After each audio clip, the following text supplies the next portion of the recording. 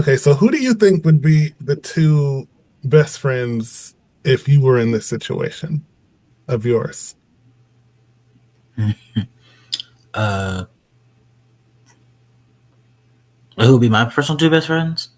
Yeah, who would Um, be the David Allen Greer and the Martin Lawrence if you were one of these? a buddy of mine named Sean and a buddy of mine named Jorge. Oh, okay. Man, I don't know if I'd have one. Maybe Lucindo. I don't Mm. know. So we could do like just talk about like, how to get women for a cold open. Oh yeah, Just just the try, guys that talk way too much about girl stuff, and then only one of them is actually doing anything. So what? What if the show gets canceled and you guys never get to do movies or anything like that? Say that!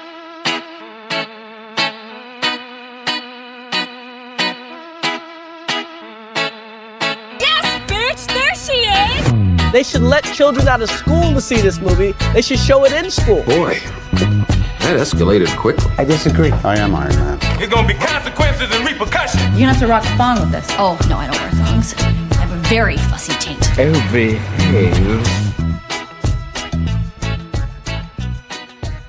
Welcome back to Not Ready for Popcorn Players podcast, the number one podcast in Grace Jones panties related issues. My name is Johnny Watson. and don't be afraid because I'm Victor Higgins. And today we are reviewing the 1992 classic by Eddie Murphy, Boomerang. Quite a movie. It's a hard hitter, extremely hard hitting cast in so many different ways. And just a good way to start this off. I hadn't seen this movie. I'd seen a lot of Eddie's movies, but I hadn't seen this one. What about you? Same here, and like going into this, I like came in here obviously like with a completely blank slate of like what this movie is. I just like looked up the movie and just didn't even look up the plot, nothing. I just went straight into it, so everything was completely new to me. And yeah, it's a very interesting movie. I felt like overall, we'll get into it, but I felt overall probably just like okay. Like I probably would recommend this movie to people, but I probably wouldn't rewatch it if I had to, just if I had to. But yeah, it's like again an interesting movie, but not something I'm like super thrilled about. I, on the other hand, thought it was kicking. I thought it was pretty hot, pretty fun. I will say I didn't go into this completely blind because I saw so many other people talk about this movie. It's such a big legend of a movie. The way I've heard about it with some of the videos I watch with some of the people that I follow. But I had never seen it. I had heard that Robin and Hallie was in it. I had heard that it was a big deal. I had heard that it was a big deal at the time, that it was like a black corporate movie. Because people hadn't seen a lot of that before. But I hadn't seen the movie itself, which pulled it all together. And there were a lot of gaps than what my perception of this movie was that wouldn't be seen until I saw it. Yeah, and as John just said, there's like a lot of because I watched this movie because if you're gonna check this movie, it's free on YouTube, so definitely check it out. It is, yeah. And yeah, it's right now. So cross your fingers if it's not. But yeah, I saw like one of the very top comments say it's a movie with black excellence, and I definitely agree. Like lots of great names, as Johnny mentioned, Hallie, Eddie, of course, John Witherspoon, David Allen Greer, Martin Lawrence, like a bunch of people that it's like really great. And of course, this is an SNL podcast. Something that I always like to do at the start of these is just talk about the SNL cast member that is representing this, and of course, Eddie Murphy. Surprisingly, we have two. I thought it was only Eddie Murphy in this. Yeah, I didn't even know Chris Rock was in this movie. Like when I saw him, I was like, "What? Yeah, wow. Trouble." Yeah, and going into like Eddie Murphy, coming in a very crazy time for the show. It's sixth season, a very infamous season of the show. Before I finish that, Johnny, how familiar are you with the season 6 of SNL? Medium, I think, to high. I know it was down bad in season six. It lost the whole cast. It Yeah. had a really bad. It's like he was one of the few shining lights. I will say, Hmm. I think, I'm not sure, but I think the theme song, the video that's at the very beginning, is from season six, which is why Bill Murray comes in and is like, so what? What if the show gets canceled? Oh yeah, Because it yeah. was down bad, so bad that even him coming back was like, well, I mean, I'm not even sure me hosting could save you guys right now, but it gave us part of our theme song, so I'm grateful. If there's Yeah. only two good things to come out of season six, it's Eddie Murphy joining the cast as a teenager and that part of our theme song. Yeah. Yeah, And yeah, Eddie overall definitely like saved the show, and he big would go time. on to be a big cast member, probably arguably the biggest cast member of all time, and like Yeah. so big that he hosted the show while he's still in the cast, and again just became the absolute star of the show, and it's really incredible, like something that I kind of wish I was there for its time that it happened, and yeah, really great, and yeah, that's kind of a quick summary of like Eddie Murphy on SNL as a cast member, and of course he later go on to host three times. Funny enough, all three of which were Christmas episodes, Yeah. and Undefeated. That's why I say undefeated like Eddie on Christmas. yep. Yeah, and But yeah, Eddie kind of overall Murphy, summary. what would you say? Oh, I was saying that's kind of overall summary of Eddie on SNL. Yeah, man. Eddie Murphy, his blow up, I think, not just on SNL, but overall, is such a extremely huge part of like black cinema overall. Because before Eddie Murphy, like I was looking at this, and I'm looking, I'm like, what he did in about, I'd say maybe 8 years, 12 years, 10 years, 12 years or so. It took Martin Lawrence's whole career to do that stuff. And Mhm. David Allen Greer hadn't even gotten to that point in his entire career, even like to now. And Eddie Murphy could do that in like 12 years. It's like his trajectory was insane, which is why he was able to make this movie and stuff like Harlem Nights and stuff like Coming to America, future Mhm. episodes of this pod. But Maybe. Mhm. definitely, for sure.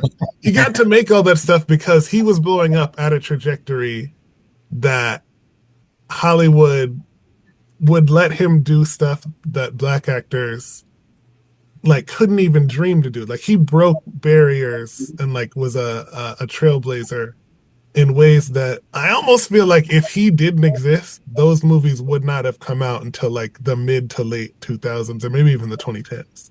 He got that stuff in there way sooner than it probably would have, and then it just started changing everything. I mean, it Yeah. obviously wasn't him alone, but he was a huge part of why that stuff got greenlit.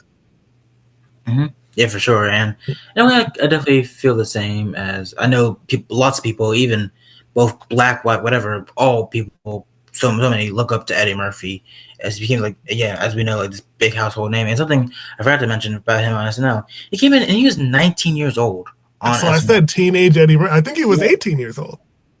Oh, no, he was 19 because I remember when they like, first introduced him on Weekend Update, he was 19, I You believe. know what I Yeah. think it was? I think I saw on what was it called? Everything You Need to Know About SNL. Shout out to them on the Yeah, some of SNL. my good friends I was excited. believe they said he auditioned at 18 Yeah, oh or yeah. something like that.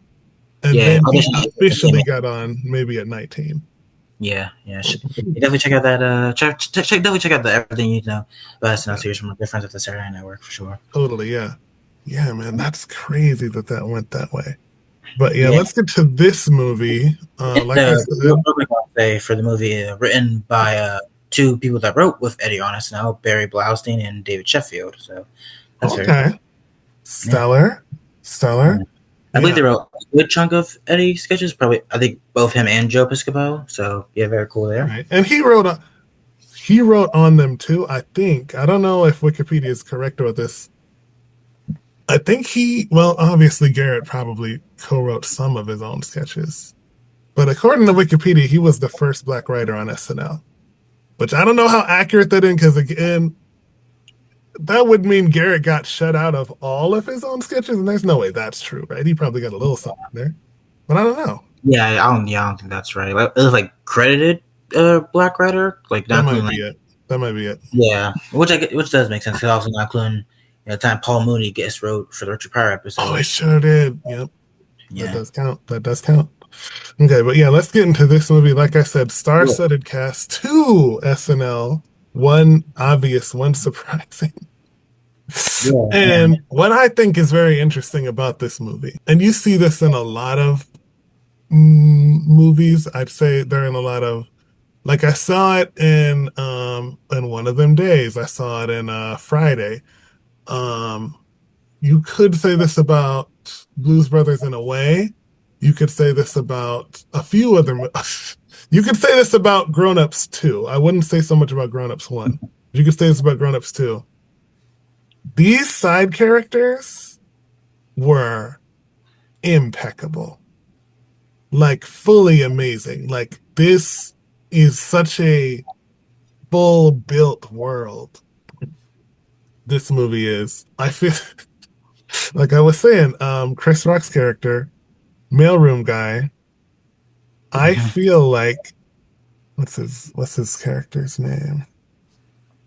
And real quick about Chris Rock, and I also made this point in our Grown Ups episode where Hmm. of how they had all these '90s cast members had Maya Rudolph, who like Excuse me. recently departed SNL, on their movie, and interesting Hmm. how Chris Rock, who I think is still on SNL, but like soon going to depart because Yeah, he was on the last year, I think, yeah, this film came out in the summer of '92. 1992. Yeah, and that was his last season going into 92, 93. So Mhm. interesting how like this '80s cast member is bringing in this at this time still on the show cast member on. So I think that's pretty neat. And I I guess it's did. like common nowadays too for cast members because I know like recently Adam Sandler's had like Sarah Sherman on his like Netflix movie. I believe like the Oh, I one that's didn't like, see any of his Netflix movies. Yeah, I know that she toured with him. I didn't know that. wow, I didn't Oh, know that. Wow, I yeah. did know that. Yeah, but I didn't know that she was ever acting in any of his movies yet. Okay, that's good to know. Yeah, I Good. believe it's a movie starring Adam Sandler's daughter, but he also has a major part in that. And I believe Mm. yeah, I believe Sarah has a pretty noteworthy role in that. I haven't seen it myself, but I've heard like it's pretty interesting. So maybe Wow. we have to do that movie soon. Yeah, we definitely will. Oh my gosh, I didn't know that. Both of us teaching each other things. But yeah, Yeah. Chris Rock, like I feel like his character Boney T and several other characters in this movie, I feel like they had their own Tyler and Gerard. I feel like they all had their own side characters to their side characters that they were talking about off screen because they were all so dynamic of characters that they were just it was just so crazy. You know what I mean? Oh yeah, for sure. There's like a lot of different side characters here who definitely give it their all because I feel like that's definitely what you have to do if you're a side character in any movie that make your part noteworthy. And of course, you're probably just doing whatever you're doing in the script, but still make it interesting enough that even if it's a bad movie, you're still interesting. And Yeah, I feel that's always key for every side character in the movie. totally.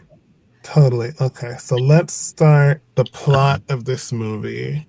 Mhm. Okay, so obviously, uh, it starts off, they enter into the corporate lobby, the office, right? He comes in, he walks past. My first note, like I said, I didn't know Chris Rock was in this movie. And he's playing such a explosive, like it's almost a cartoon character. Oh my Yeah, gosh, that and just I still love he's rocking his haircut here. yeah, yes, so 90s, so Very 90s. very '90s haircut. Yeah, this did just make me realize as I said that we do got to do Osmosis Jones. Yeah, and I also I didn't will say even, about the yeah. opening credits before the movie truly starts, the Mhm. panting of the The dogs what? that threw me off. The panting of the dogs for the opening before the Oh my, movie. yes, and Stuck they in. even had that in the brand names part. Yeah. Yeah, that like threw me off. Like, oh wow, like right out the Well, gate, yeah, which sounded like, because he's supposed to be a dog, yeah, yeah. Well, going into like a the player, like a dog. Yeah. yeah. So he walks past Chris Rock's character. He's a very animated character, first of many really great side characters that I'm seeing. Mhm. And he's just talking to him. I think I don't think he meets his friends until right after this, right? Not right out, not in this opening scene. He gets up to his Yeah, office. I believe so. Yeah. Right. And like I was saying, I feel like a lot of people made a big deal, understandably so, about it being like a black corporate space. Like it wasn't like a working class or middle class. They saw everybody in suits, everybody in offices. It's like it's corporate. It's like everyone here is making, I don't know, six figures or something. And that's why everyone was like, oh, this is a huge deal. Like, oh my gosh, this is excellence. This is ritzy, wealthy. I think that's what everyone was trying to say. I know he had a interview about it or something, and everyone was Interesting. like flabbergasted. But let's Yeah, just I think that. that's because I definitely understand because you know all these black people like working this corporate thing like in 1992, like it's Yeah. definitely something new people haven't seen. Mhm. Uh, I don't think that's awful, and I like it.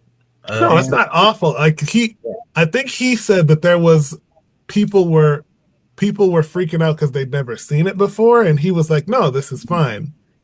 And I was oh, like, yeah, it's corporate to me. People make it seem like it's black excellence, but what they're really actually trying to say is, oh, no one is blue collar, nobody is poor, nobody yeah, lives in the ghetto, so this is amazing because everyone's corporate. And I get that. I can that's see that. awesome. You like to see people corporate because it's like you got the nice suits and the high corner office and the lights and the big, the paintings that you have on a corporate wall. It's like, oh, corporate. I'm at my desk and I do my job. You find one and when all the black characters are that, you're like, oh, everybody's living well. These people are rich. Yeah, That's why everyone was saying that like that, I living the think. dream. Yeah, yeah. All right, that's I think what it is you don't think any of these characters that are working at this place are ever like, ooh, I don't know if I'm gonna pay rent this month or my mortgage or I don't know because they're all corporate. Yeah, no one's ever like, oh man, I struggle with money, man, because yeah, Because you're corporate. You're corporate. You're like, yeah, oh, all these people are corporate. They got paper. yeah. They all definitely have paid their car notes. Yeah. Okay. So he gets up to his office. He's flirting with some girls for the ad. Mm-hmm. A bunch of other things go around. And then I think we start to get the vibe of what kind of person he is. He's a serial womanizer. He's prone to lying to seduce women, but unwilling to commit until he finds the perfect one. And we start to see his vibe of who he is, what kind of man he is. Right. And you kind of feel like he's a bit sleazy, but you don't see it yet, Yeah, I would say. yeah, Later in because the movie, but you don't see it yet. yeah, he's going into this. I did think that was going to be his character, just like be like all nice and sweet, talk all these girls, and then just bang every chick that he sees, and then just be his absolute douchebag all throughout the entire thing. Yeah, he's subtle douchebag. Subtle Yeah, douchebag.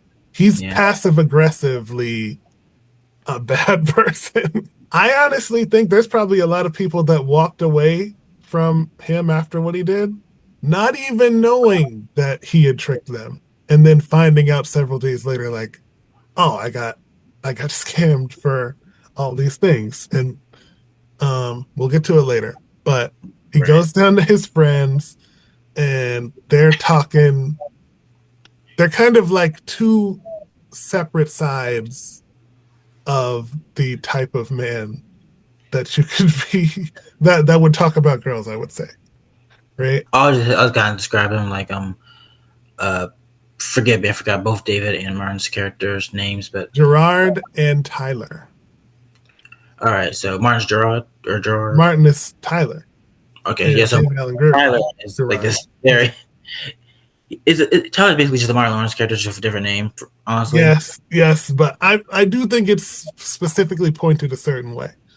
Yeah, for sure. Yeah, And he's all like goofing at games, like always like he's like get straight to the point type of guy for girls. Like I want to yeah. do this, and this, and Mhm. like Very brash about it too. very brash about it. Like, and the other two are just like, hey, you need to do this. And Davis' character is I kind of forgot like a lot about his character, Well, but people think he's sort of a square, you know? yeah, like He's soft. just he's the guy that listen.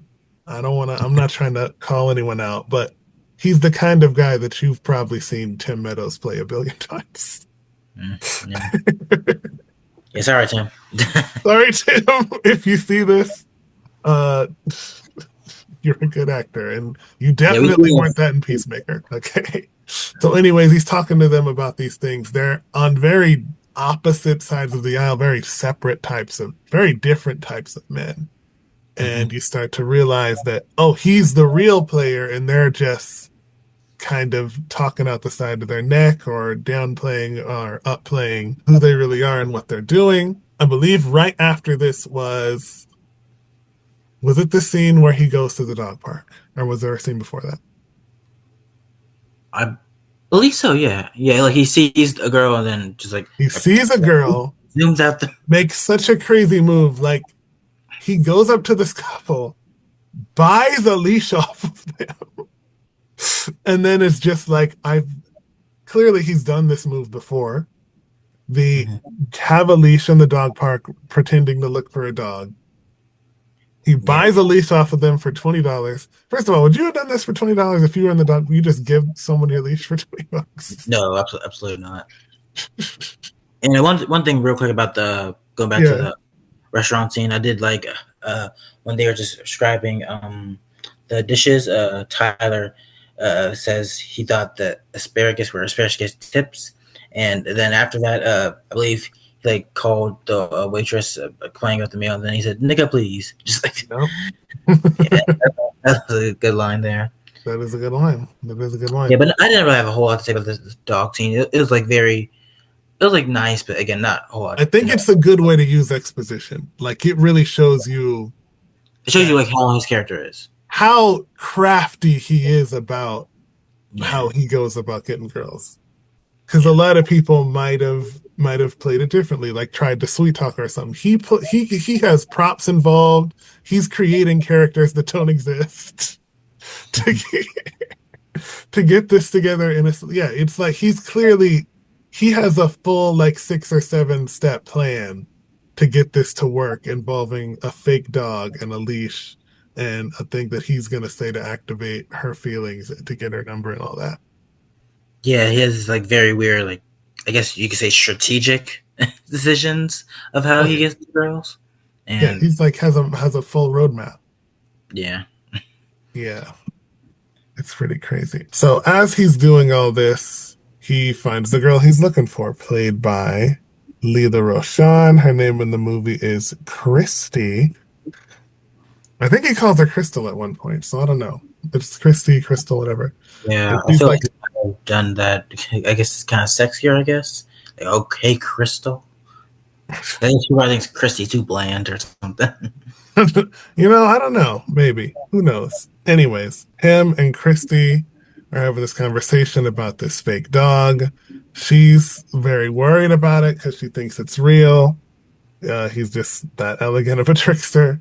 He's like, well, I could give you my number and we could help find this. And she's like, and she kind of, he tricks, she doesn't want to do it at first. And then he emotionally manipulates to get her to come up there.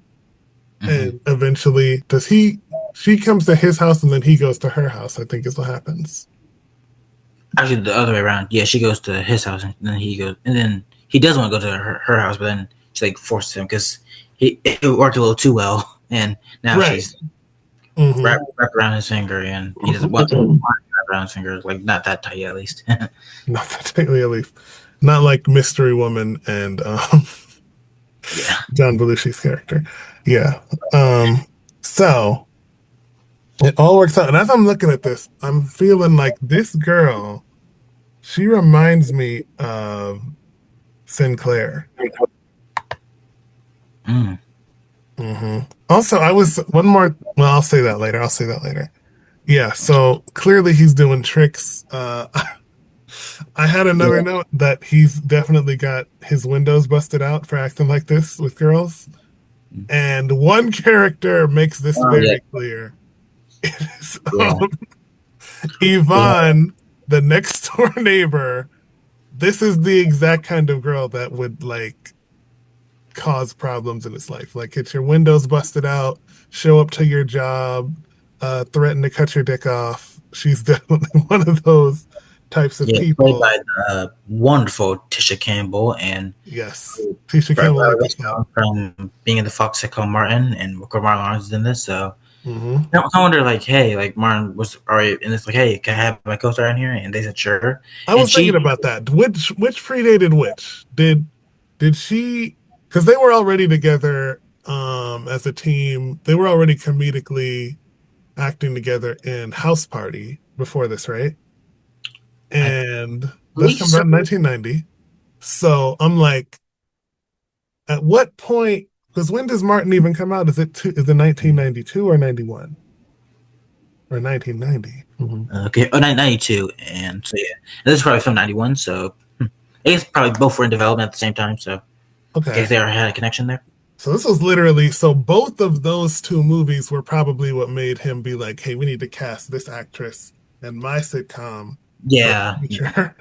Because it's like clearly we do well together, even when we're not acting to, because Tyler and Yvonne have no interactions, yeah, but yeah. they can She be on the was same project the together and she can crush as then that's how you end up with A story, B story, where like, oh, this person's over here doing this, but I'm doing this, and I know they're still doing funny over there, even though I'm doing a completely separate storyline over here. Yeah, it kind of like she's really out to get him because I guess like he did what he always does with her, That's and she's why like I said seeking, he would get his windows busted out by some yeah, type of girl, yeah, because there's no way Yvonne is the only one that's this upset. right, yeah, and she does an absolutely hilarious job. Like I feel her as well as another character we'll get into, or like almost every single movement thing Yes. prompt they put out is just absolutely amazing. And my Yeah. favorite part is like during the day, I think like right before he like notices her and he's like, "Hey, you want to go to my bedroom?" She like puts out a sign, and I forget what it says. I'm gonna try to look it up, but it was a I don't great. think no. She saves the sign for someone else. It's not this first girl. The sign that she puts over the fence. Yeah, Yeah, that's for yeah, later. don't trust him. Yes, that's later in the movie. It's later in the movie. But Okay. yeah, with we're already starting to see, like I said, this is a movie of such amazing side characters. There is Yeah. a whole nother movie to be played by Tisha Campbell's Yvonne, but Yeah. that's a much crazier, possibly much darker movie because In a way, I'm kind of glad her character is a side character because no, it's important that they're side characters, but I'm just saying you could.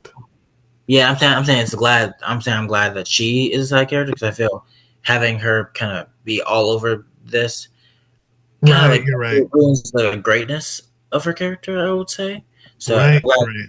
small doses she appears in are small doses rather than again just a big name in this movie. Oh my gosh, you were right. She did hold the signs up for this one. I thought it was for when Robin's character shows up. She did hold the signs I up. knew it was tripping. Yeah, you were not. You were not. Yeah, she holds the signs up. Don't trust him. What else does it say? She Then has a sign, watch out, girl, on the other side of that watch out sign. for him. Yeah, that really got me there. Yeah, she's clearly she's a bit more dedicated than the other girls that has been heartbroken by Marcus. Okay. Yeah, and then next is like they go into a scene and she plays like a knock knock joke on him.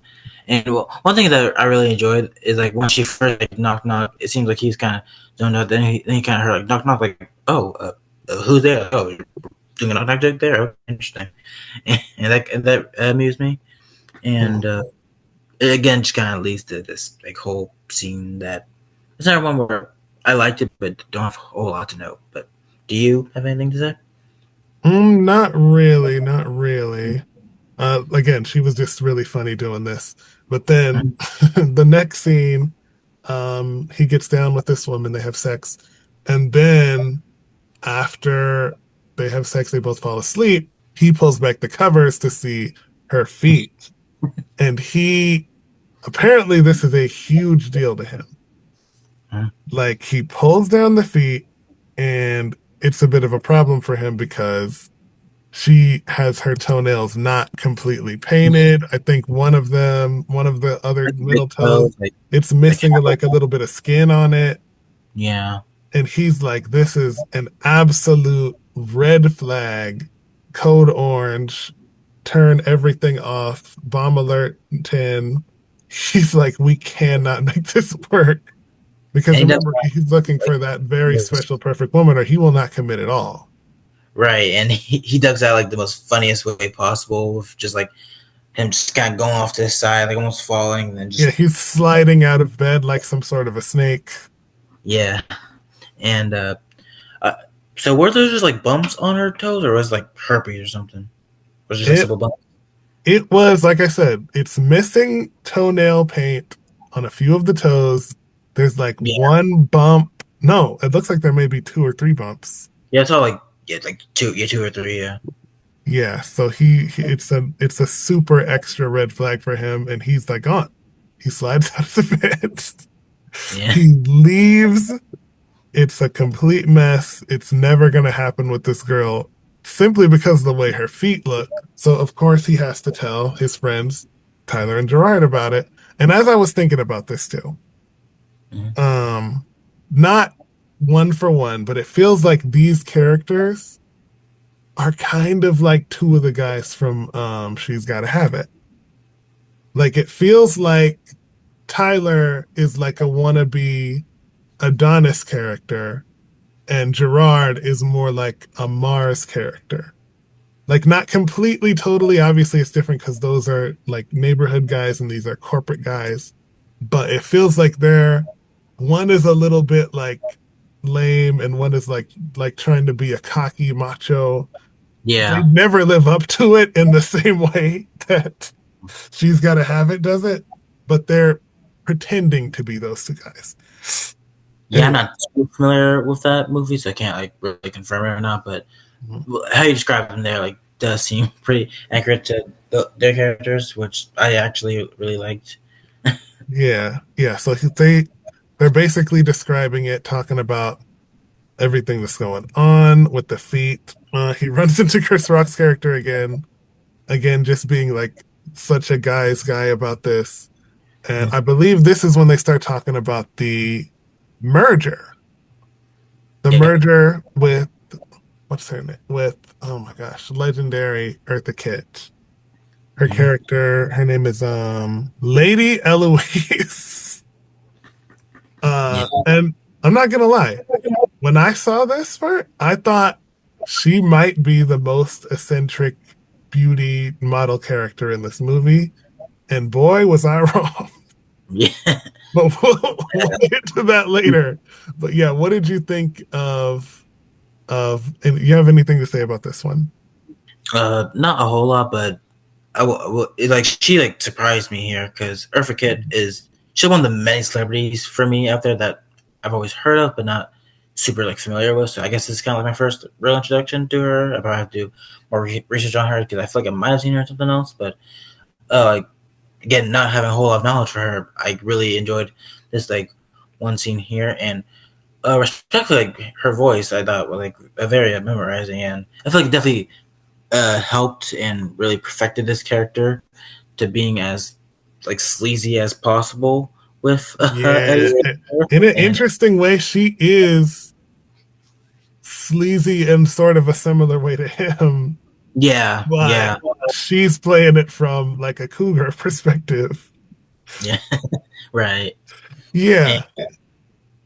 and then like he goes to her house, and there's like a great bit with the butler, like the small interaction Hmm. they have. It's amazing, and she shows up in this uh big like red sparkly outfit, and you already get a sign of like, oh, what's happening or what she's trying to do, and it's like great. It's really great. Yeah, he's talking to her. She has this full red dress thing, super sparkly, in what looks like a mansion or like a penthouse apartment. They have a full dinner, and then she's making very suggestive gestures at this dinner. Like very, like the way she's eating the asparagus, the way she's talking. it's clear especially. he's clearly trying to get something. Yeah, and there's really anything of note for the movie, but I always kind of wonder when I see people in this, like large table with like one person at the end, one person at the other, like kind of Mhm. like the POV of each, like how far like it really is, and it's always kind of something I kind of like if I could like experience, just kind of be on one side of that table and seeing other ones, just kind of see like how far away they actually are. I guess you can't Oh really. yeah, you're right. You're right. Because it does look like they only shot one side, and then they had yeah. I don't know. I see that in a bunch of movies and TV shows too, where I like you have to wonder like how wide those tables are in general. Uh, Right. There's probably a lot of camera tricks too. It's yeah, probably not as long as it is, or sometimes it's probably sometimes it's only one end of a table half, and then they yeah. shoot the other end of a table half, and then they just reverse the angle and all that. Yeah, I Yeah, think in reality it just depends on the table. it just depends on the table. I will say he did sleep with her under the pretense of, oh, I have to do this to make the merger happen with my company. Oh yeah, So there's a clear like full plot device reasoning for all of this. She seduces him, or I guess no one seduced anyone in this. They were both going into this for their own selfish reasons. right. And I he got because it turns out in the morning when he meets another very important character played by Robin Givens, Jacqueline, I call her Jackie in my notes. She basically tells him that, oh, she doesn't hold any power. Sleeping with her would get you nowhere. It's not going to help this merger even in the slightest because the board of directors, she just tricked you. And it's ironic because it's the first time he gets used the way that he used all these girls in a fun way. I mean, Yeah, I for guess sure. it's not in a fun way, but it's sort of it's a karmic way. Oh yeah, definitely. And I really love this introduction to this character because it really Yes. shows up of like what she is and just like at first she's like no nonsense and Hmm. not for She's not like, I don't sleep with guys that I work with. And like she said, like she gets to later in the movie, she warns them. But right. I think this is an ahead of its time character in two different ways. Because Mm-hmm. this was like they talk about like girl boss and all that stuff. That doesn't come to like 2013 or 14. She's doing this way back in 1992, way before a lot of that stuff comes along. And then also her own relationship to like sex and relationships as we'll get into later in the movie.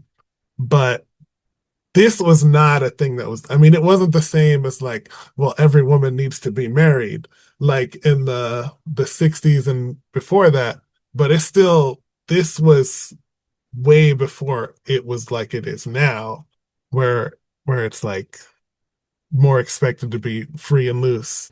Yeah, definitely, and that's what I didn't even really think about. But yeah, that's a great point of how it's like this again, kind of like how you were saying earlier, of how like all these black people in this corporate. That's also a great factor of like of how this movie was like something different that like was now Yeah. normal of like this time, but now it's like different for or that was different for this time, but now it's normal now, and it's great. It's great. It's always great to see a black independent woman like having this job and who knows probably influence a lot of I think it's the people in job general. and the way that she handles like sex and relationships. You Mm-hmm. know, because they you know what it was? I think they end up having terms for this in the 2010s and the 2020s.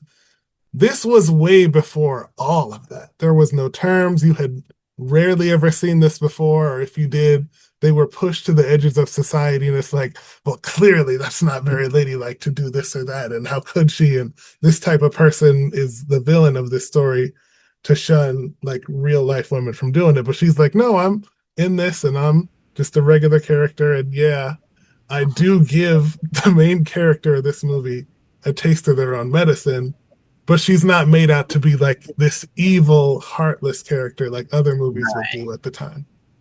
Yeah, and that's certainly a factor that makes me appreciate it more because if it was like again just make her like this awful person Oh yeah, a lot of movies would like It would definitely cartoonishly evilly this like turn this into something insanely gross, and it's like, oh, that's what kind y'all of thought of that at evil the time.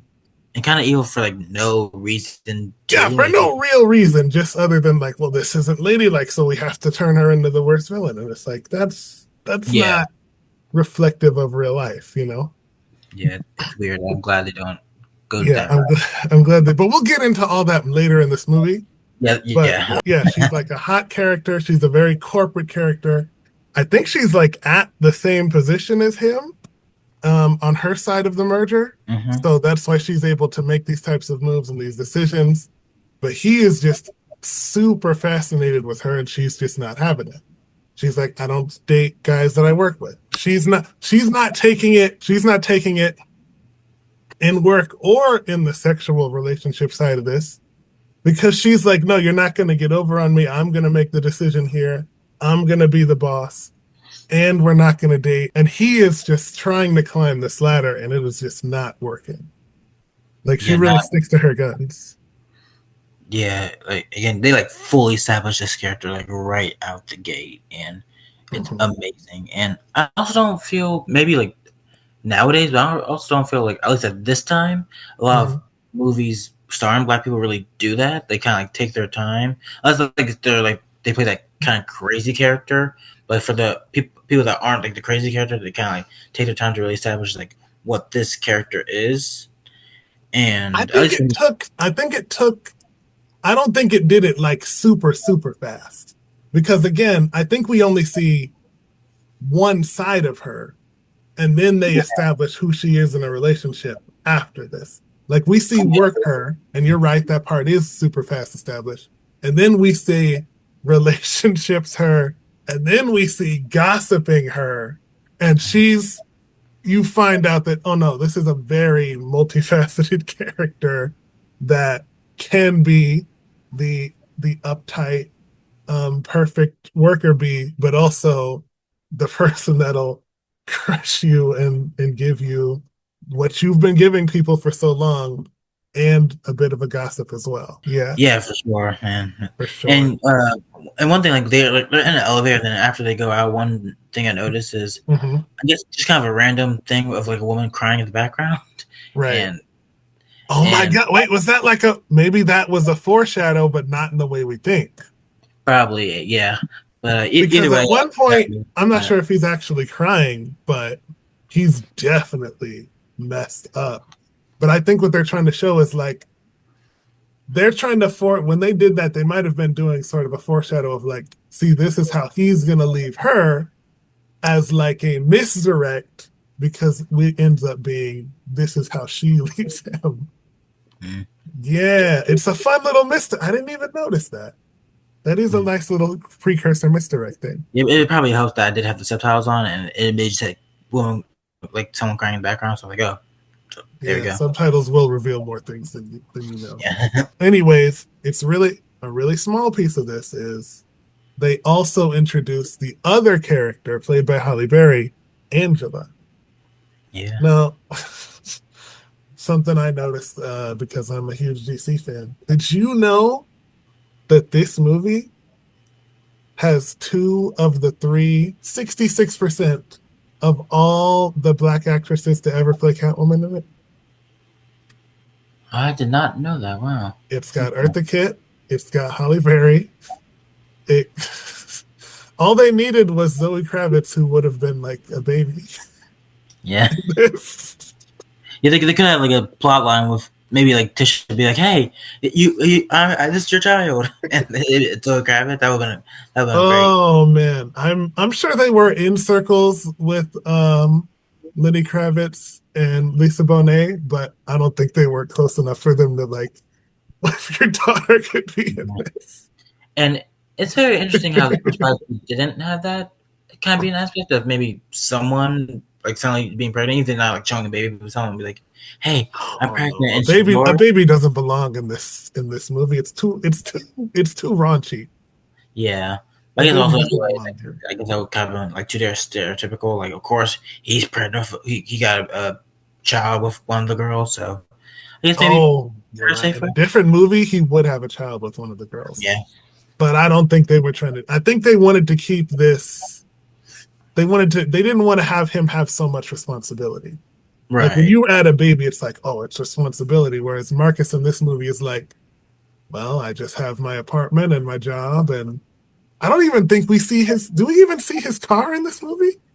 I'm not sure yet because he wouldn't need to have one if he lives in New Oh, York because no, of I don't think the we do. subway. No. Yeah, I don't think we do. No. See, I don't even think he has a car. He just has an apartment, a job, and himself, and that's all he has to take care of. And that's why he can be so free as a bird in this movie to do all these things until it comes back at him. The only thing that can hold him back is his own consequences, as we see later in the movie. But anyways, yeah, so she's not having it. Like I said, it very quietly introduces Angela, who will end up being an important part of this movie later. But we get to this corporate banquet scene. Mhm. Pretty interesting. There's all sorts of people there. Obviously, Tyler and Gerard are there. We see, like I said, this introduces Angela, but we also see Jackie looking like super hot. They're all in their best outfits. We see a different cool outfit from Lady Eloise. They do. Oof. Here's something I really got to talk about. They do something pretty big of a gesture to me.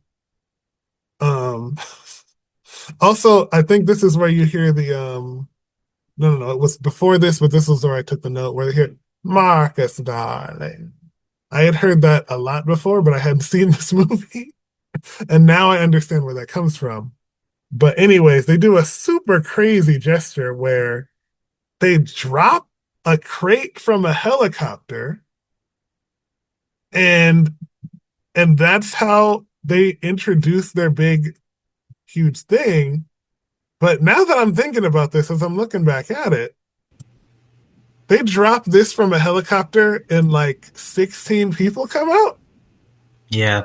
There's no way that that's realistically safe for everyone in that crate. What the hell? You dropped them from like what must have been like 3 stories up, Right. and they're all okay? Yeah. Nobody's got With even a horses broken too. toe? Like with horses who are definitely dragging some weight onto that crate. Like Yes, you've got the horses, you've got the men, you've got Grace Jones's character, Strong J, and they're all in there, and you drop them from this helicopter, and they can all just walk out. Not even walk out, they can like carry yeah. something on their back out, Yeah. and no one's even hurt in the slightest. I don't. How padded was this crate? There's no. Yeah, it's amazing, and I feel it's such a random detail that is definitely amusing. And for some Yeah. reason, the first shot of the guys riding the horse, I legit thought it was gonna be like a bunch of strippers, a bunch of male strippers at the Oh, yeah. banquet, which would have been even more random. And just I mean, given how Strong J sets herself up in this scene and every other one, it wouldn't surprise me. yeah, It wouldn't surprise me. yeah. And Like also, in the universe of this movie, I could see them being male strippers that they hired to do this. yeah, and that might have been funnier, honestly, if they did that. Yeah, but yeah, they pull out this horse. She's whipping these guys. She's a super. I thought this was the character that stole the movie. Strong J is absolutely showstopper in like every scene she's in. Yeah, I crossing the line too. Like this is a very controversial character.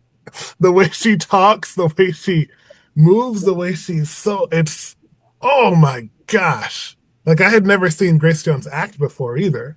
So this was pretty cutting edge to me because I had only seen her model. I had only seen pictures of what she was doing. To see her do all this like this was like this looks bananas. Like what? This is a force of nature. yeah, and I definitely agree. Like she just like commits to like every role she gets. And that's what I was saying earlier about like side characters. Like if you're gonna be a side character, you gotta make yourself memorable. You gotta make yourself noteworthy, and she did So much. exactly that. And just So much. props to Oh her. my gosh. Absolute props. Yeah, huge props to her. I did not know that this character would go off like this. So much so that Marcus doesn't even want to get with her. He literally, I think he literally says, he's like, no, she's way too much. She's gonna do whatever she wants. I wouldn't even touch that. Mm-hmm. Yeah, for sure. Yeah, yeah, it's one hell of a thing.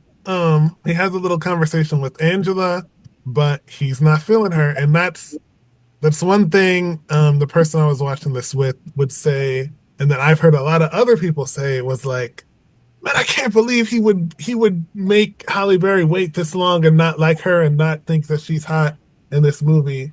And I think it's controversial to a lot of people because of the way the world views Halle Berry and at the time and what would be Mm. the future then, but the present now. But hear me out. I think it's good that Halle Berry can play these kinds of roles too. Like this was very early in her career. I think this was her second movie after Jungle Fever.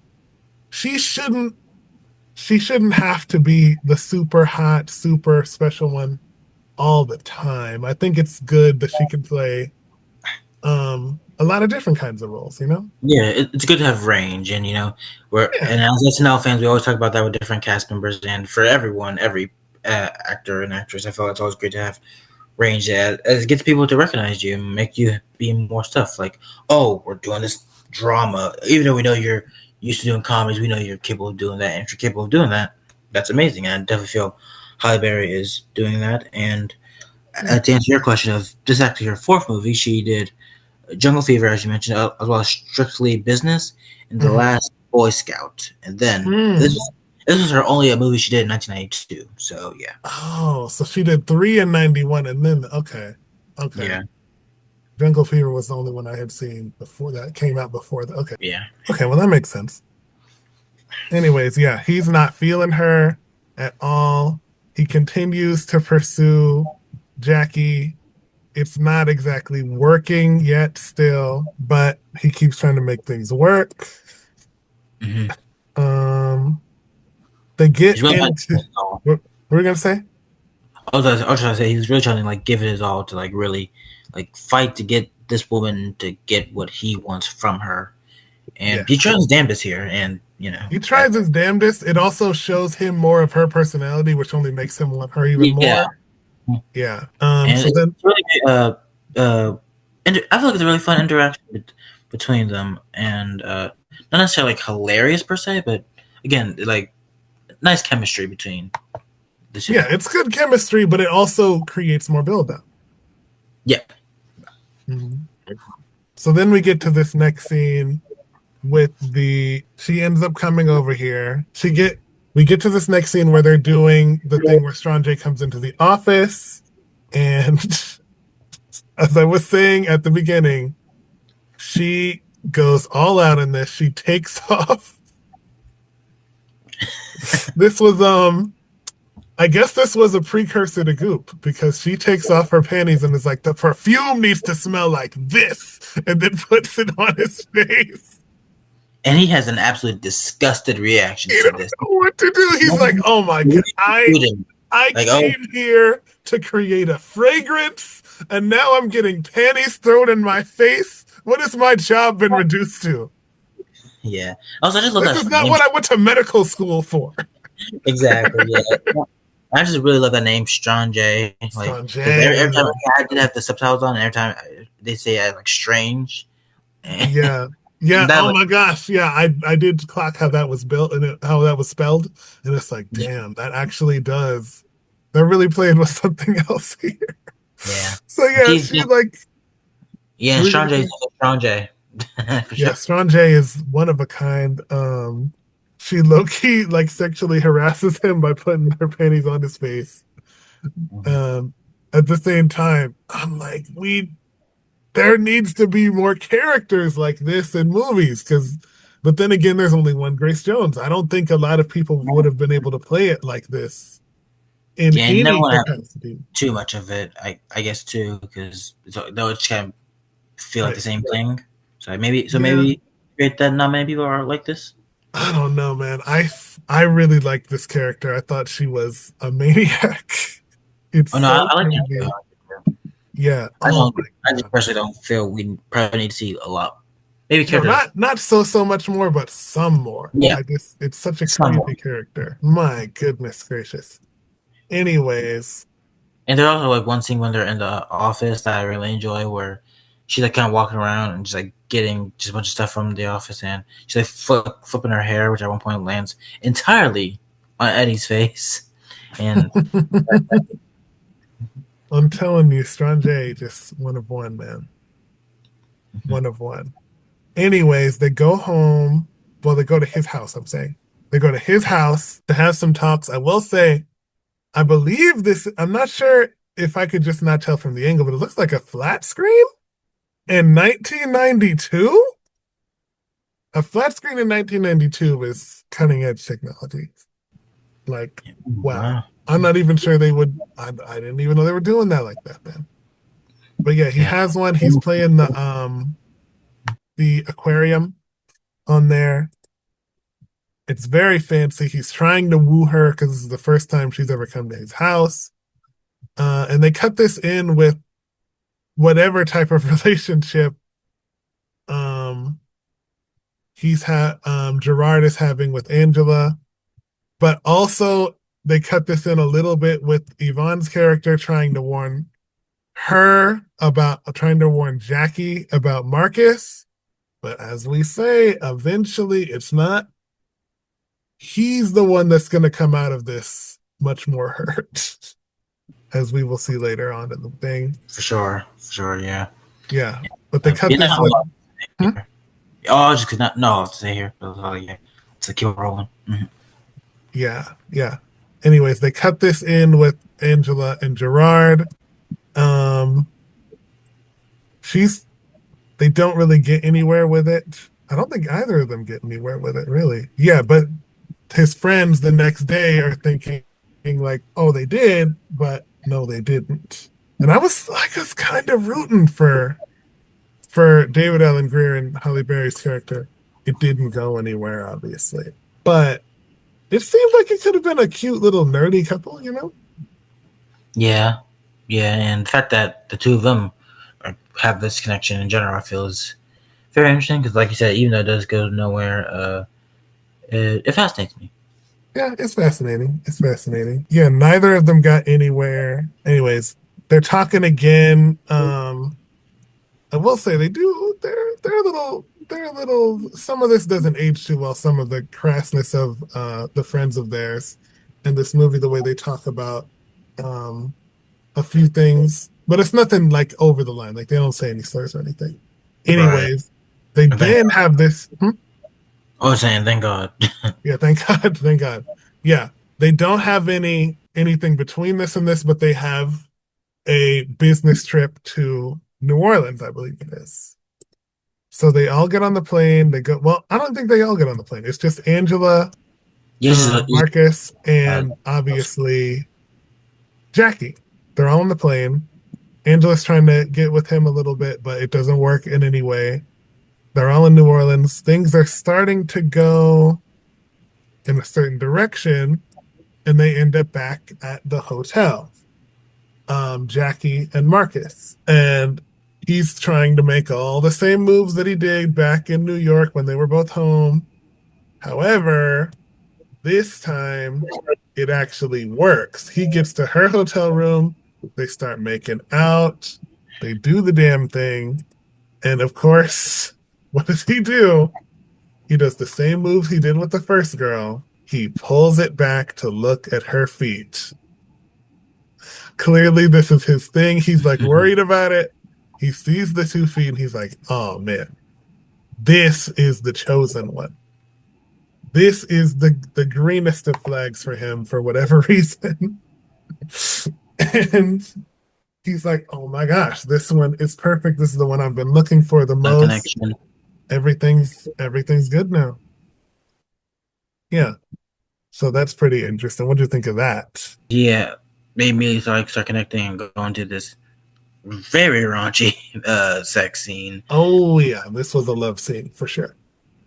And yeah, Yeah. it's another scene where not a whole lot, like you said, like check out check it out. The fee is a great bit there. Like this the one right here, and yeah, pretty much everything you said. I feel the same way with you. And then after that, we go into another scene that isn't a whole lot to know, but when I'm watching this, I didn't realize this is actually this is the one scene from this movie I have seen before, and it's another case where like I think it might be like an Instagram reel. I mean, I saw just showing random clips from movies, and this was one of them where they're entering a fashion store looking for all the three of them. Check for I guess like a new suit, and Right. Yeah. and a white guy who owns, I guess, They run up against a bit of racism here. yeah, and uh, aside from maybe Eddie like one time like talk about the racial thing, be like, oh, they're gonna be scared of everything, and he scares the guy, and he has Oh yeah, this I've done that in real life. yeah. But aside from that, there's not a whole lot to the scene, but I think that's probably Yeah.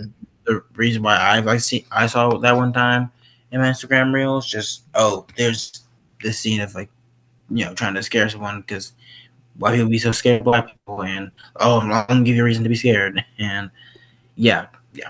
Right, right. It's like, yeah, I know what they're doing with this, but it was basically I think it's important to have these scenes in movies because it shows more of a real world aspect. Because I've definitely seen stuff where they outright ignore it. I'm gonna see that going on in Tony's right now, but I'm not gonna besmirch NBC that bad. I've only seen one episode. But um yeah, it's important to show that stuff so you see how this would fit into the real world. Anyways, we get back to the offices, the main offices of the corporate place, and you see Angela talking to Jackie. Obviously, she was feeling Marcus a little bit. It did not work. But it totally worked with Jackie, and she is gossiping about him. Only a little bit though. Yeah. This was a peek into what would happen for the next few parts of the movie. She's gossiping about him. She says some things. He walks in on it. What are y'all talking about? Well, what's going on here? And she's like, oh, nothing. We're not talking about nothing for real. We're just talking about work. We're just talking about work. What are you talking about? There's nothing really going on here. Anyways, he's really feeling her. He's talking to his friends about it. As we did in the previous scene. He's talking all sorts of things. Business things is going on as well. And then he's like, well, I want to go further with this girl because we already got down. He's like, I want to take you to a show. This is when things start to get messy. He buys the tickets for the show. He goes to the Apollo for the show. By the way, I was at the Apollo this past summer. Didn't go inside, but when I was in New York, I had to go. He buys tickets to the Apollo. He goes there. He waits for, what was it? Was it 2 hours or 3 hours or something? I did not take note of that. I should have, but I do not remember. I don't know what it was, but he went to the show. She does not show up at all. Doesn't even show up. Okay, looking it up, it says 3 hours. 3 hours. Yeah. Yeah, he's there for 3 hours. She doesn't show up at all. He goes to her house. He's like, what the hell's going on? What the hell is this? What is this? And I do love how when he's still trying to contact her, I felt there's very like cartoonish storm out where it's just absolutely pouring and like lightning every like 3 seconds, and I don't even know if that's supposed to be like super funny, but like it tickled me a lot because it's raining harder than Usher video out here. Yeah. Yeah. Also in the scene before this, he was like, I'm not waiting for you. I'm not worried about you. And then he's so hard waiting for the phone to ring. He's like, I'm not worried about her. I'm not worried about her. Then as soon as it rings, oh my God, what is this? Yeah. Is it her? Oh my gosh. And that's another thing I've seen so many times, different shows and TV shows, but it always cracks me out. Just like how, like it really just depends like how you answer the phone. Hmm. know? Hmm. And sometimes Yeah. like people might be like waiting for a second, and like hear like pause, like oh, it's happening, and then we kind of like experimenting different ways of like Yeah. So yeah, he's clearly heavily infatuated with her. He stayed yeah, out with that show for her, and then she didn't show up. He goes to her place and he's like, "Hey, what the hell, man? I'm doing all these things to be with you." And she's like, "You're not that serious. Meh, you're kind of a relationship to me." And he's like, "Kind of. I'm moving heaven and earth to be with you." And you're like, "Meh, kind of." And then she eventually they do it again, and she leaves him in the bed by himself. So clearly he is he is like in this at like a 15 and she's coming in at this like maybe a 6. Like she does not have the same amount of vested interest in this at all. And then because she missed the show, she pays him back for the show. He's out here laying in bed just having had sex and there's money on the counter as if he's like he was used like he's a hooker, like a gigolo, like a sex worker.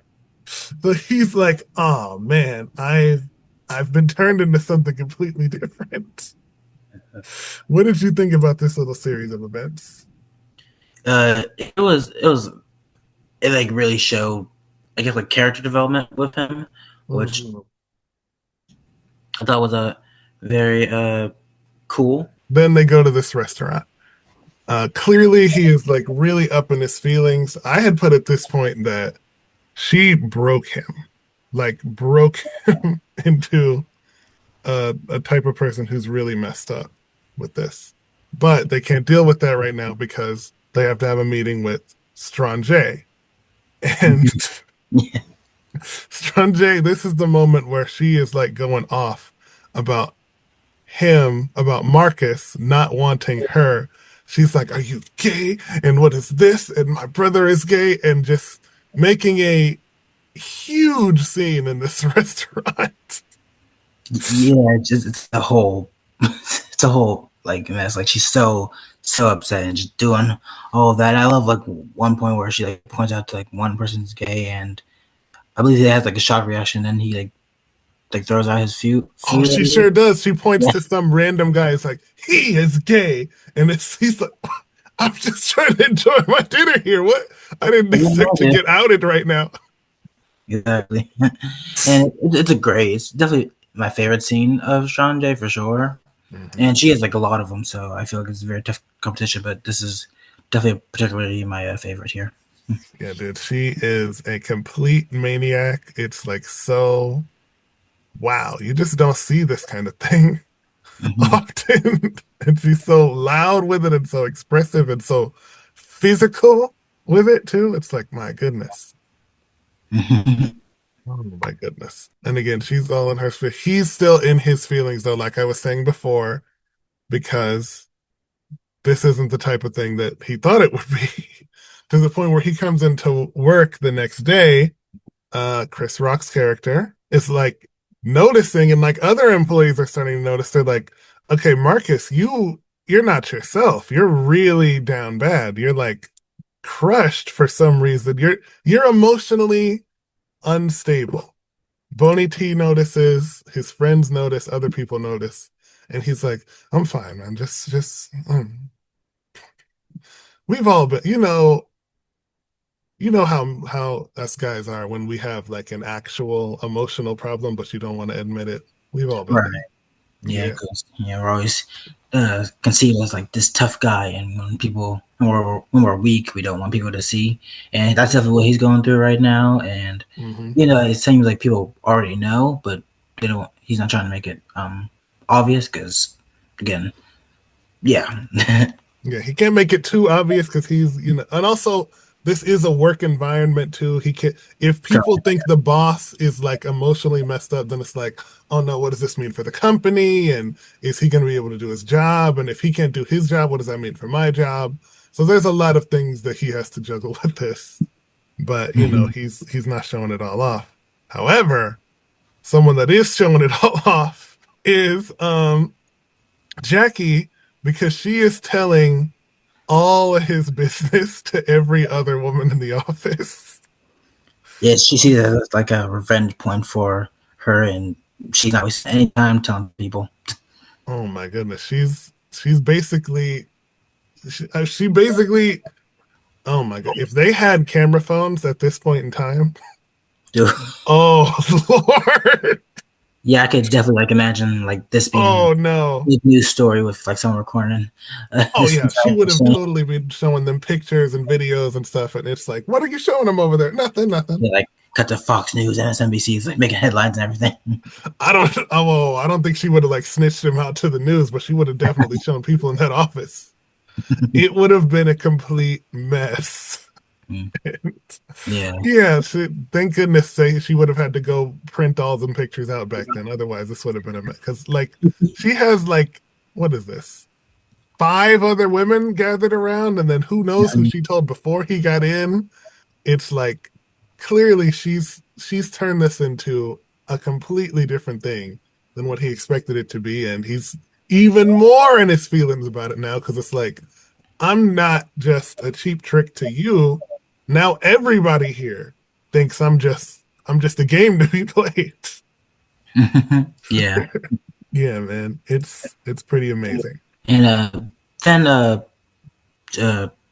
Hallie is trying to talk with her and basically discuss like a bunch of things like what's really going on and trying to give like a new point of view, but it's not necessarily seeming to work. But yeah, Yeah, they try to get a little they're something. trying something. They're trying something. I didn't think too much of this scene, but I thought it was more. I think she's trying to make things happen, even though she kind of at this point, Angela thinks it's definitely all lost, Yeah. and also that you have done. It's not only all lost for her and him, which we find out later might be a little different, but also that Jackie is turning him into something that he was not before. Like she has melted this block of ice into a puddle of water, and it's like, oh no. I mean, even though I can't possibly be with him as she feels at this point in the movie, but I don't want you to ruin him. Right. Right. And this is also the first time, I mean, we kind of see it before this, but this is the first time we start to get a little bit of insight to the heart that Angela's character has. Yeah. Yeah, because we start to see she's like a really good person and like really sweet and like helps the community and stuff like that. And this is the first insight we get to see into that because before this, she's kind of a side character. She's like, you see a little bit of it maybe with the scene with Gerard, but not so much.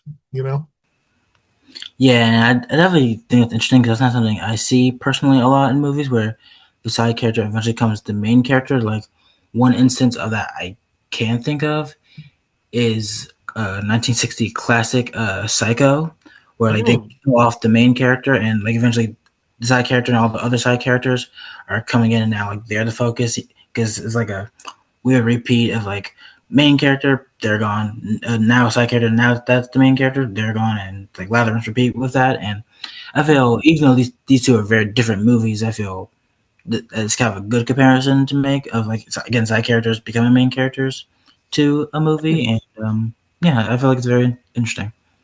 Interesting. Yeah, it's an interesting swap. Now, I do think it was good, like morally, for Angela to speak out about this. But from the other end, if you're Jackie, this is like a subordinate trying to talk to you about a personal issue. I don't know. Maybe Jackie should have put her in her place about this. I don't know. Yeah, I think I feel similar because it seems like she's like really Yeah. changing like her viewpoint of this, and I Yeah. feel like that opportunity definitely came and she just didn't do it, which I like There's two sort of get. sides to this, Yeah, I think. It's like, yeah, on the one hand, you are spilling you and him's business all over the office anyway. So clearly you don't care that much about the privacy. But on the other hand, who are you to tell me, how I am and am not to handle my relationship, even if it is, the best thing for both of us? You know? yeah, So it's like, I don't know. Maybe Jackie should have put her in her place about this. I don't know. yeah, I don't know. Maybe Jackie should have put her in her place about this. I don't know. becoming a toxic relationship. And on top of that, I'm your boss. So it's like, I don't know. It's like, is she wrong? Is she right? In the long, it's the long overall story. She's right, but at work, is that wrong or right? I don't know. It's messy. Yeah, and also we should point out that this, like during this meeting, wait, hold on, did you already mention Strange's new video? Oh, that's what I was about to come to next. Okay, So go ahead. Strange's new video, Yeah, which, oh wait, hold up. I believe, what was it? Because Marcus is so messed up in his head with what happened with Jackie, he approves Nelson to make a video however he wanted to make the video. And he makes, oh man, I have in my notes complicated commercial. He Yeah. makes what is as far away from a perfume commercial as you could possibly imagine.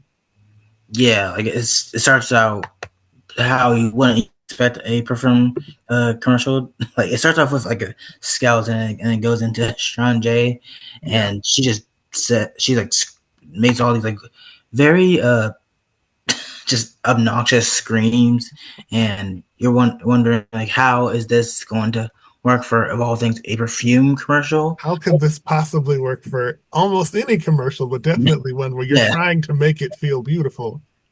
Yeah, if it was like for some like Halloween store, I could definitely understand, but Yes. Now that I'm thinking about it, this is the kind of perfume commercial that Sarah Sherman would make. oh yeah. Like, that needs to be a sketch. Like, Oh, that would be a sick sketch. I hope Sarah Sherman, if you're listening, put that on paper. Yeah. Also, Sarah Sherman, if you're listening, we love you. We love you. Yes.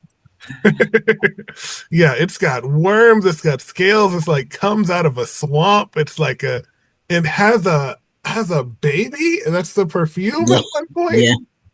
It's like this. When did this become like matriarchal while also creepy at the same time? It's like this is like some. It makes it seem like this is some sort of an abomination, and then to top it off, for something that's supposed to smell good, it ends with it stinks so good. So it's like, not only did you just go through one of the craziest commercials you've ever seen, you're saying it stinks on top of that? Yeah. Yeah.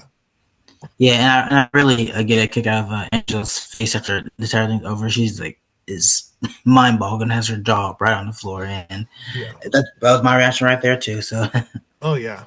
And Marcus almost gets in like real hot water with this, gets in trouble for approving this obviously fumble of a commercial.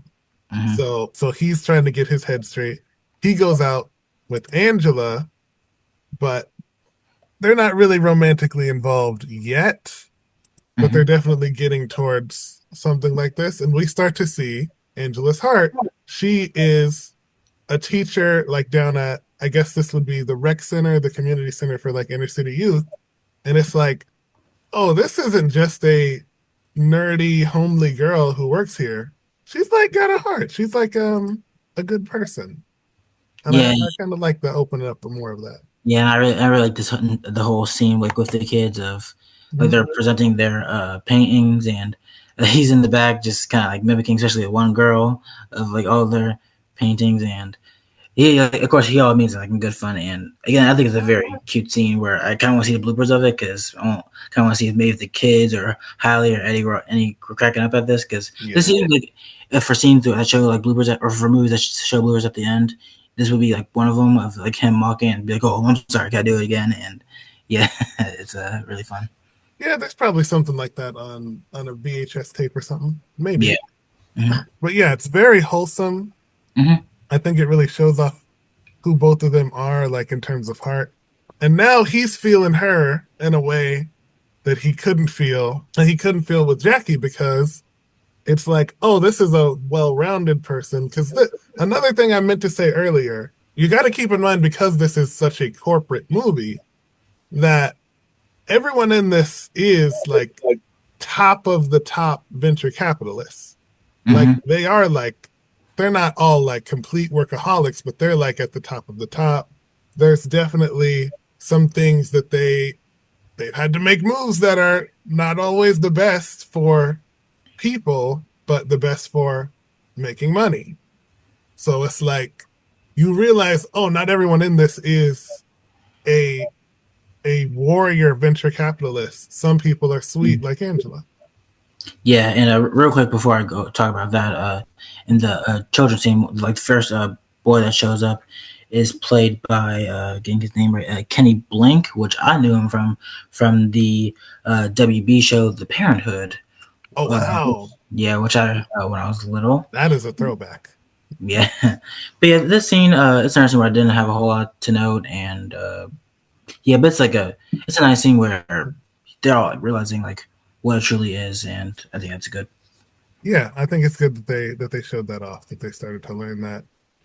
So then we see this other editing scene of what's supposed to be a much better commercial, hopefully. By the way, the editor was played by the guy who directed New Jack City, Melvin Van Peebles, his father. Yeah. Kind of a big deal in the black movie space. I believe, what did he have? He was acting and writing in The Shining, Sweet Sweetback's Badass Song, things like that. He was a pretty big deal in his time. Oh wow, that's very cool. And Yeah, he had a nice little bit here. Is really great where they're like looking at it and be like, "Oh, that's a nipple," and Oh yeah, that was that. And it was, I like him saying, is- "Oh," he would be like, "Oh, it's a nipple because I'm drooling." That was a really good line there. yeah, that is messy because you can't show a nipple on TV. Yeah. Yeah, different times, very different times. Okay. So now it's like, I think maybe a few weeks later, he's starting to really bond with Angela. They're starting to get into things. They're cooking together. They're doing these things. But this scene is where things start to get really crazy. One of the scenes that I think Strange stole the whole movie. I think this Thanksgiving scene at Gerard's house was 150% stolen by John Witherspoon.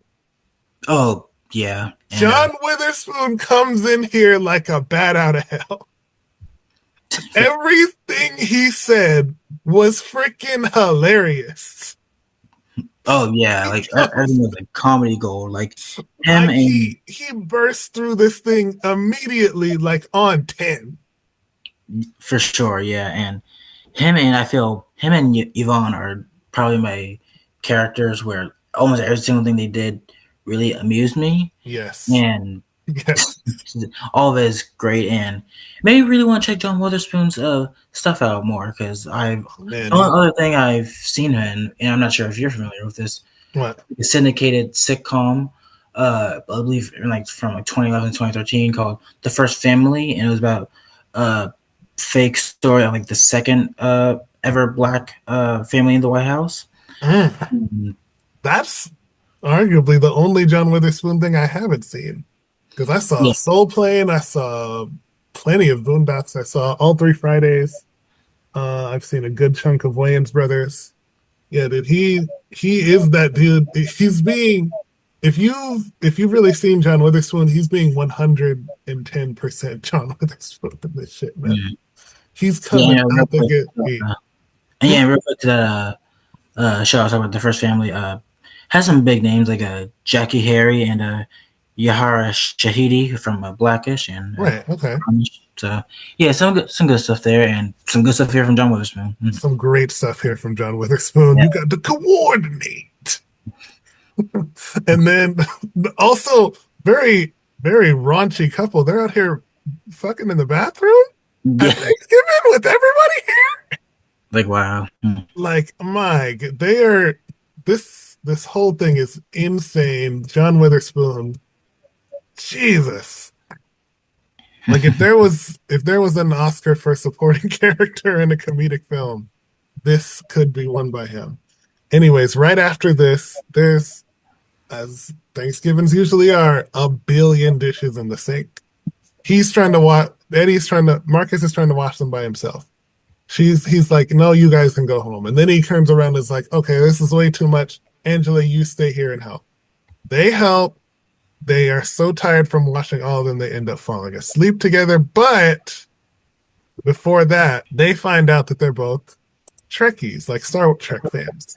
And it's like, this is something they bond over. This is a level that he could get to with her that he never could with Jackie because she's not. She was like more of a bro. She didn't get into like the nerdy little things. And and he has this like real connection like with her, like bonding over their surprising, I guess, love for Star Trek, and it's like nice like toned down scene that I do really appreciate, I and it's really not appreciate too. really like terribly funny, but it's not supposed to be, and yeah, I like that. I think it's interesting because, like I said, Angela's like a homely kind of a nerd worker girl. You would expect her to be something like this. You would not expect the cool guy, hot guy player, Marcus, to be into stuff like this. And I think it really shows that people like that are also well rounded. They also like stuff like that, nerdy stuff. Oh, we all have our own inner nerd in us. We all do. Yeah. So they bond over Star Trek. They're having a great time. And it starts to get somewhere. They start making out. They start getting all sorts of things together. And it's like, okay, now they are kind of a couple. Which then we get to the next scene. And they have fixed, I guess they took the nipple out. They have fixed the new Strange perfume commercial. And it is now a sufficeable commercial. It's something you could legitimately run on TV without confusing and scaring everyone. Yeah, and it's the most 1992 thing I've ever seen. But oh yeah, big time. time. That's a big compliment, by the way, too. So yeah, it's it's having fun. It's written with the exact fonts you would think. Yeah, Jackie likes it. Marcus likes it. Everyone's having a good time until, oh man, this is when things get ugly. So he goes out with Gerard and Tyler again. You know, I guess to celebrate that they had a successful commercial. They got that back together. They're playing pool. They're at the bar or whatever. Gerard and him get to the topic of Angela. And it gets pretty messy because obviously he was like, well, we was just a friend with Angela. But he still had feelings. So when he finds out that Marcus got down with Angela, immediate problems. Like he starts calling him out, telling him why you got to be the one to do all this. You know that I was trying to make moves on that. And it gets pretty ugly. Yeah, but before that really happens, I really liked Martin's character really talking about like pool and like the racial stuff between it, and that was the scene that was a part of the scene I really enjoyed. But yeah, that was really deep, I will say, because what was all his other stuff was like, I don't know, man. But when he said, no, see, the white ball knocks around the red ball and the yellow ball and the black ball at the end, and it's like, damn, bro, we really, mean, these are the colors that we kind of, it's like, oh no. Yeah, there's a very brief shot of David's character, like when he's like talking about it, he has like a very great like confused reaction to this, because I feel David Allen Greer in general, especially like some sketches he did on In Living Color, he has like, the best facial reactions to it, and oh yeah, I've seen some of the he's not the king of facial reactions. Yeah, he's way up there. He's way up there. If only Jim Carrey wasn't on In Living Color, I feel like people would be talking about that more often then. I think people are talking about it more often. You just don't hear it as much. Yeah, that's what I mean. Yeah. But we get to this scene where he's so upset with Marcus. He's like calling him out for things that he really did do and things that like he's personally upset about.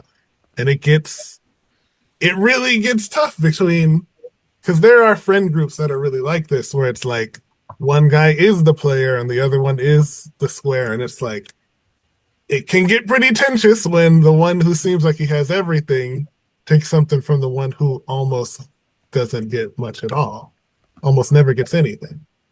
Mm-hmm. Yeah, it's a whole lot to it, and it shows like a new and understandable side of him. Yeah. And, because he never wanted to hurt Gerard, but he Right. knows that he really did. Yeah. And that's usually a point in movies I see a lot too, where they make a mistake and they know it's bad, and I guess they maybe like kind of deep down hope it doesn't go as bad as it does, but Yeah. it ends up going as bad as it does. It goes as bad as it does. It really does. I mean, in other things, there's way higher stakes in this than just a girl. But in Yeah. this one, at least it was something like this where it like nobody died, nothing crazy like that. Right. Anyways, we get to the next scene. Um, her artistic prowess, the artistic prowess of Angela is shown off again. She's Mhm. out here painting sculptures of what I guess is supposed to be her and Marcus. And it's like, oh, this Yeah. could easily be used in an ad. Put a pin in that. That'll come up a little later. Mhm. Yeah. So then he tries to. He's like Oh, talking with. I remember what happened here. He goes back to Jackie, sleeps Mhm. with her again, really screws up. Like, really, really screws up bad. And Yvonne tried to get him back at some point around this time, too. She was trying to make the moves. Obviously, it does not work. But really, what this is about is he screws up really bad by getting back with Jackie again, even though she already hurt him so badly. But he tries to do this again. And obviously Angela devastated. Yeah, absolutely. Like again, Yeah, like he's like crushed at this, and yeah, he's like flipping. He's like flipping back and forth now, and I feel like it's a point where he like clearly doesn't know what to do, doesn't know who to turn to, doesn't know who is like his friend now. yeah, no. And And I do think they're both in the wrong for this yeah, because Angela is still Jackie's friend, and mhm, now you didn't slept with her man. Like right. that's crossing the line. That's not cool. But also Marcus is still in the wrong with this. Oh wait. I wasn't sure about this if she wasn't because I remember I don't think Angela said she was officially with him. So I don't know if she's completely in the wrong with this. I believe you're right. But Yeah, I don't know. It's like how much are you reading the context clues and then well, did she say it officially or I don't know. But either way, Angela is completely devastated. And now, in the same way Jackie made him a worse person, Marcus has now made Angela a worse person because she now becomes a complete corporate drone. It gets really bad, but before this, there's a little bit of a resolution between Marcus and Gerard. They hug it out yeah, on the roof. That's a good thing that they came back together. They yeah. came back together, and then Martin Lawrence's character is like, "Well, what are y'all fighting for? I'm so we need to. We're brothers. We can't deal with this shit, man. Fighting over a damn girl." And it's like, dude, we already made up like 2 minutes ago. That was a really great scene.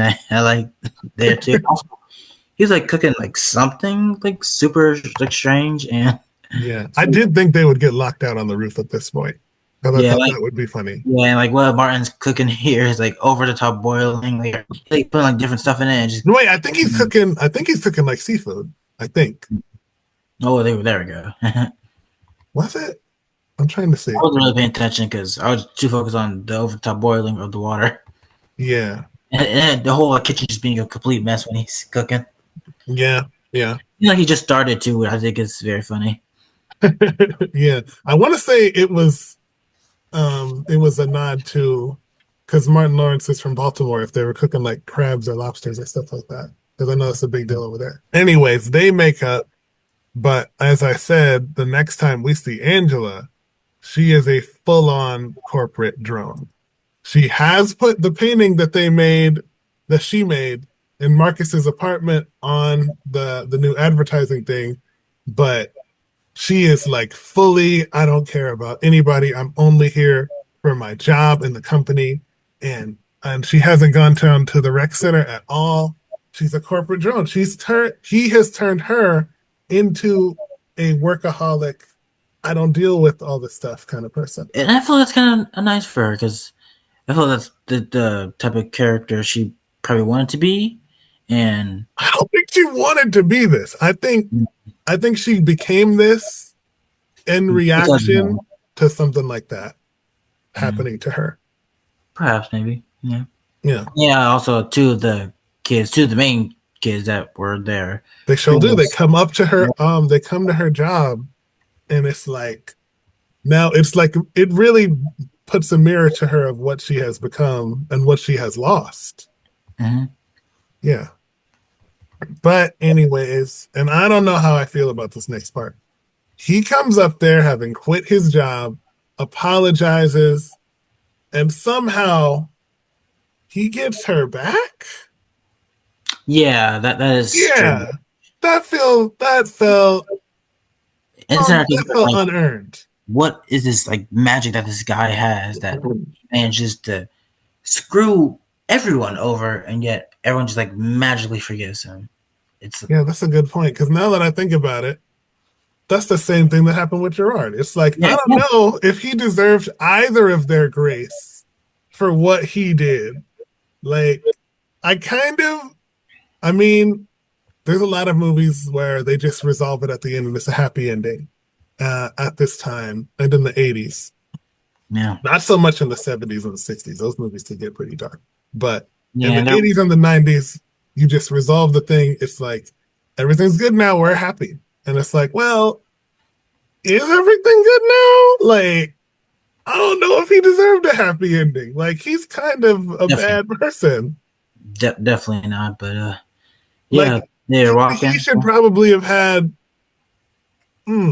He needed to go through a few more things, but obviously they couldn't make the movie too much longer. But it's like, Right. damn, you just really.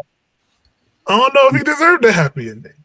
And honestly, I think that right there, the ending, just kind of like left me cold, which is kind of why I ended this movie. Just kind of like, that's it, that's all. Like, Yeah, okay. I can see. Yeah, now that you say it like that, I do see why you felt a little mad on this movie. You know, because it's like he probably should have got hurt worse. Yeah. He probably should have been heartbroken and left with nothing. But But so that is is the the 90s, boomerang and there, that's how they do it. and that's Yeah, boomerang for you. that is Boomerang. And I realize why they call it Boomerang because Yeah, everything he throws out to the world, it comes back on him. That's why it's called Boomerang. You see what I'm saying? yeah, yeah. Very smart title Very there. smart title. Yeah, so pretty good movie. Interesting ending, but overall, great acting by Hmm. everyone. This was amazing, so funny. Great performances all across the board. Amazing side character creation. Hmm. Um, and as for Eddie Murphy, I think in the overall zeitgeist, I think this was an attempt to change him, I think, just a little bit.